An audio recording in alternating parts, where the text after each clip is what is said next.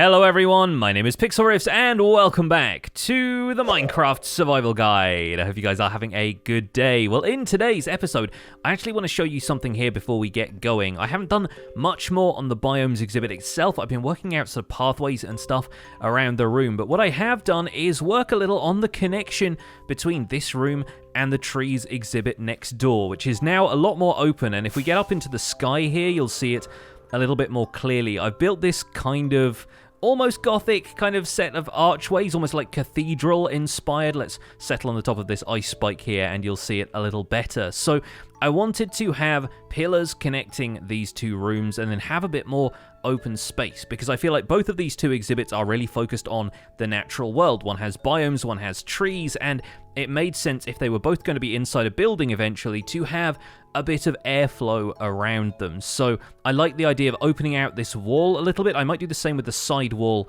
as well, but I haven't really decided yet. This side is still a little bit incomplete. I still need to add in the extra stone bricks around it, and you'll notice what I'm doing here is a really neat building tip if you want to add some depth and you don't have much room to work with, is add in walls, because now they connect through the middle here. The center of this is hollow so that you don't get the post design of the wall kind of connecting in the center. You actually get really nice flat areas. It's kind of like what I've done actually on the section over here where there's andesite and stone brick walls set into that border of dark oak, but here of course we've used it to create little recessed areas of these pillars, which aren't, you know, a full block recess. They're more like half a block or less, really, because of the hitbox of the wall blocks, but that actually gives a really nice feel, I think, to this without it having to take up much room. People also weren't sure why I left a strip of grass blocks around the outside of the room here, and it was for this, because I knew I wanted to have at least a 3-block thick wall here so that we could incorporate some sort of pillar design into it without poaching too much space from the room on either side. And I think we've done pretty well with that. So I really like this archway design, and I want to include a little bit more architecture like this into the museum overall. This definitely feels like one of the exhibits that might be a little older in the museum as well. It's more central and it deals with, you know, something like biomes, a concept that has been in Minecraft for a fairly long time, so a fairly classical looking architectural style I think really worked for it. And we can do some more detail work on this for days if we wanted to, but I want to get to the main topic of this episode. I'm moving on from thinking about biomes, and I am going to be continuing stuff like this off camera, but for the purposes of the videos, I wanted to do something a little different and move on to the next subject. For the next room along, we're going to think a little bit more structural, and we're going to look at some of the automatically generated structures, the naturally generated structures that you'll find in a Minecraft world. So today, we're actually going to do a bit of archaeology. Archaeology is a concept that's being fleshed out a little bit more in the upcoming Caves and Cliffs update, but for now, there are a lot of archaeological things that we can already do in Minecraft, and it's going to give us a bit more of an inside look at exactly what goes into some of these structures. We're going to go and find and excavate a jungle temple and a desert temple so that we can reproduce both of them here in the museum. We might also later on, if not in this video then in another one, get onto some of the larger structures in the world like woodland mansions. I'm not going to be rebuilding an entire one here, but I think I will do a couple of example rooms, and maybe the entrance to the generated structures exhibit could be like the entrance to a woodland mansion. It might be kind of fun to basically decorate it that way. We do have an ocean monument just offshore over here, which is going to be effectively a living ocean monument exhibit, so I'm not going to incorporate that into the museum itself right away, but there'll be a couple of other structures like villages which we will have their own exhibit for, because that ties into more of what villagers have going on. So I think a jungle temple and a desert temple seems like a good goal for today. So we're going to fly out to the nearest desert, which I think should be over in that direction, find a desert temple that I haven't explored, and we're going to excavate the entire thing to see how one is put together when the game generates them. And here is actually a perfect example of what I wanted. Not only is this a desert temple right on the edge of a savanna, so it should be nice and easy to tell where the border of the temple is as we dig down, it's also partly buried, so we can actually start to excavate this with the shovels that I brought and the shulker boxes, and we should be able to not only gather a bunch of material from around here, but be able to dig out the exact foundation of a desert temple so that we can reproduce it for the museum. And I'm going to take screenshots and replay mod footage of this as I go, so you'll get to see the entire process. This is actually kind of what I used to do for an old series I used to do of one chunk tutorial builds. I would design them first in creative and then disassemble them almost layer by layer, taking screenshots as I went so that I could reproduce them without making too many mistakes when it came to making the final tutorial video. So we're going to do something kind of similar here, but the first step is going to be to strip away all of the sand and probably dirt from around the outside here. I might dig into my ender chest to get a beacon if there is stone to dig into a little bit further down, and hopefully we should be able to excavate the entire area around a desert temple, but leave the temple itself intact.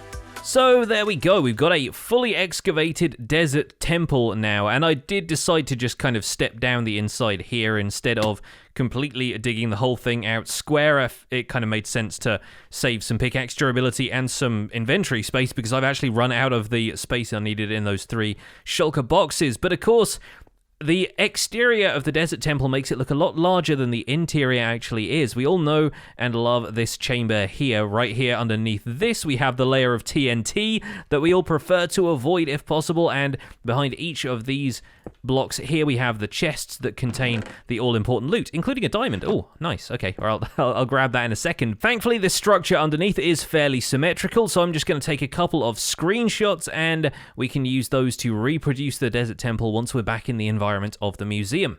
We may as well go in through the top and dig down to raid the contents of the chest down here, and I'm always so happy this is a stone pressure plate and not a wooden one, because wooden ones would actually react to items being dropped on them. That's kind of why it's a stone pressure plate to begin with. There was a bat in here that could easily have set it off. And what do we have here? A regular golden apple. We have a regular golden apple in there as well. No enchanted golden apple. Still on the lookout for one of those for the museum eventually, of course. But we can probably take all of this stuff with us. I might actually drop the chests off on the surface to fill with the rest of these materials, and then we're going to be taking this temple apart step by step and bringing all the materials over so that we can reproduce this exact desert temple over at the museum. But before any of it goes anywhere, I'm going to go around the perimeter, taking some screenshots, making sure that I can get the proportions right, the dimensions right, the number of blocks of height in each of these walls, and make sure all of the designs are reproduced with the right sandstone blocks in the right places. We've got some chiseled sandstone and cut sandstone in here, so we've got to make sure that that stuff is reproduced accurately. And then we're going to go to replay mod, and layer by layer, we're going to take the whole thing down.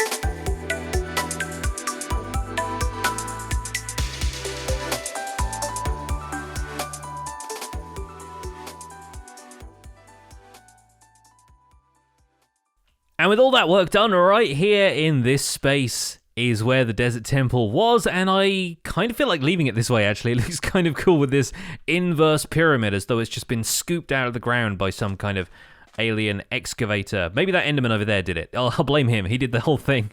It was all a job by the Enderman. And as it turns out, you can almost fit the entire contents of a desert temple, all of the blocks required for a desert temple, into a single double chest. A single double chest? A double chest. Into a double chest. But unfortunately, I was short space for one sandstone block, the terracotta, and the TNT. But everything else you see in here, down to the fact that there is one missing from a stack of cut sandstone there, is all of the material that went into this desert temple. I was fairly meticulous about picking it all up before it despawned, so hopefully I did manage to get absolutely everything in there.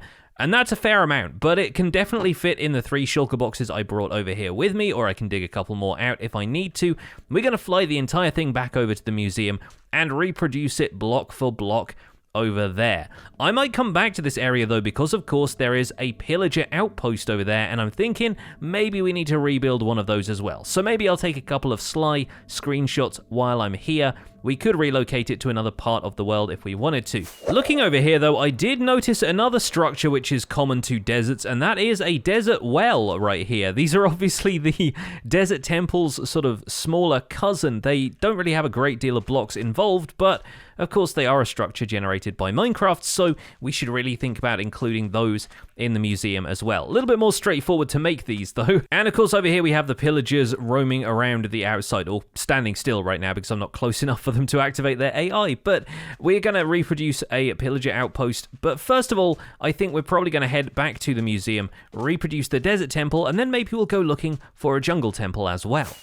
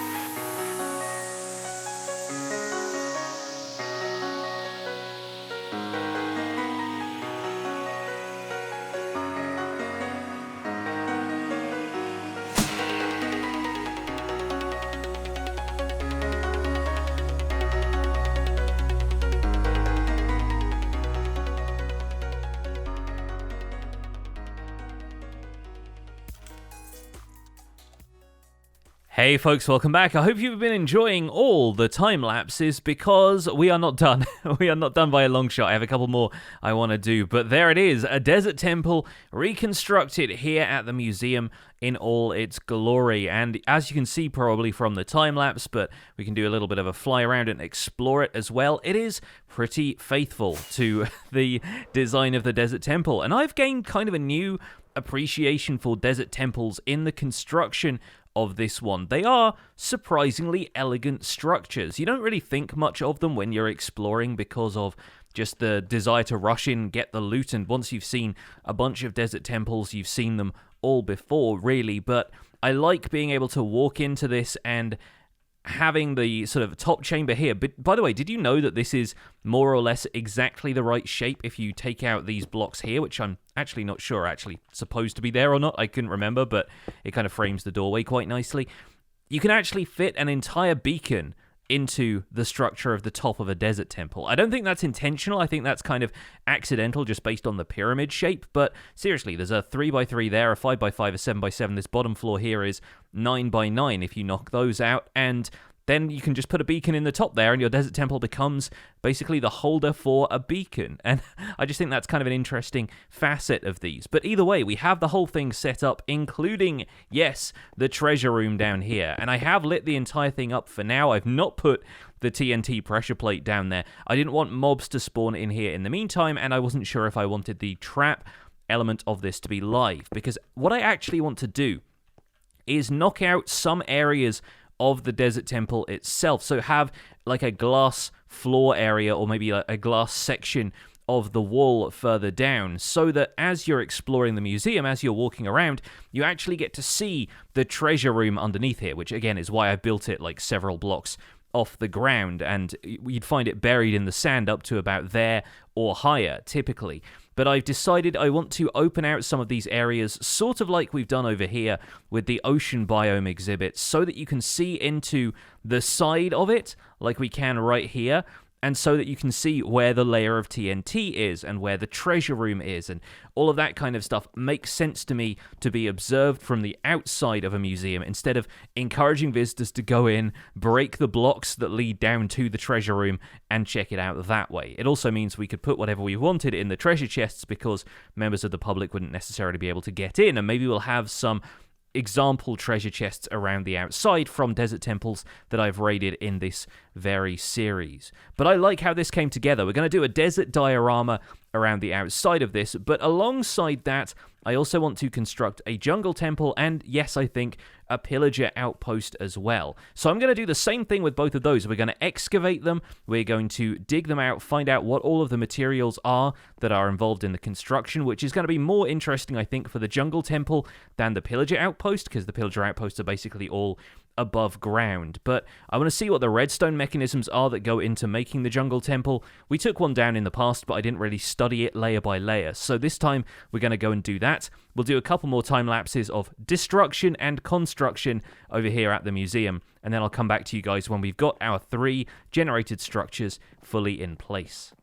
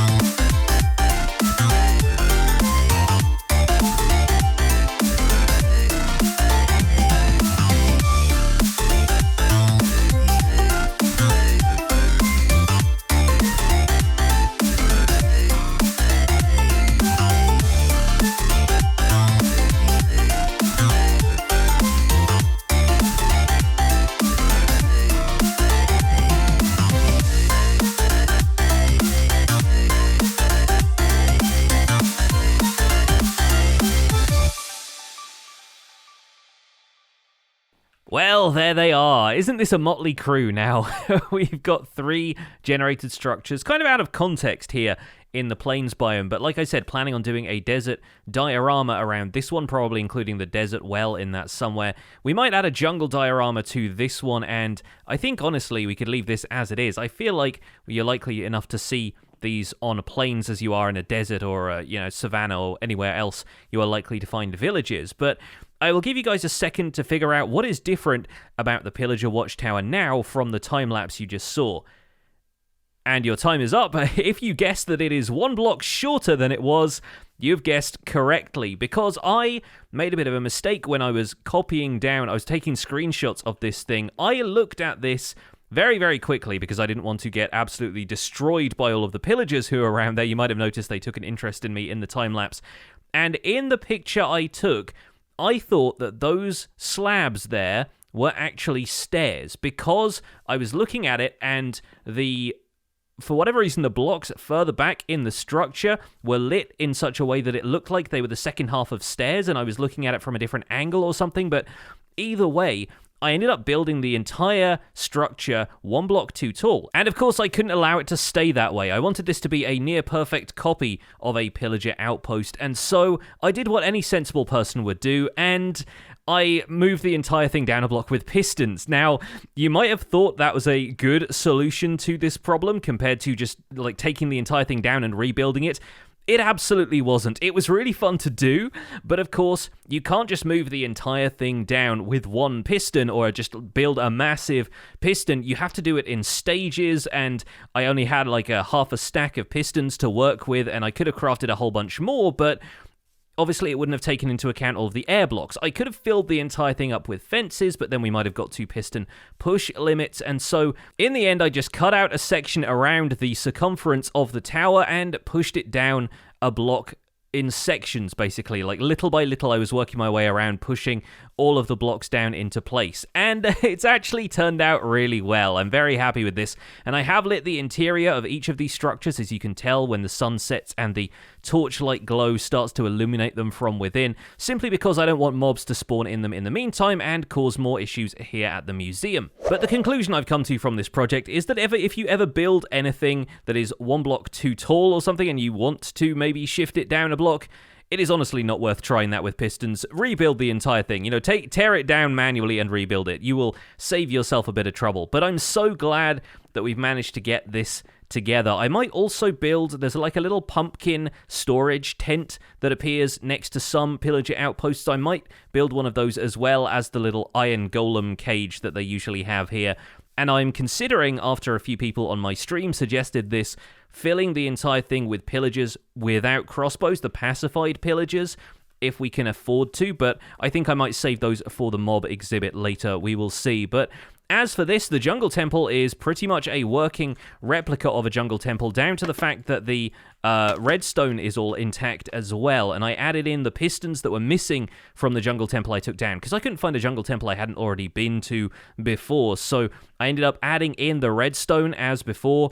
All of that stuff works as intended. I'm not going to completely activate it, because activating it once does actually kind of break the redstone inside of there, but all of this stuff, including the tripwires, need to be put in, and the dispensers, but the interior redstone is exactly as it was. I made sure I could get everything picture perfect in terms of the detail coming up here as well, and while some of the mossy cobble might not be in the same places it was in the original temple, I think we've done a pretty great job of reproducing it accurately over here. So what else is on the list? There are a lot of different structures in Minecraft, and there will be some, of course, that we're avoiding, like the ocean monument I think I mentioned before is out there in the bay. We have a stronghold below us, so no need to reproduce one of those on the surface.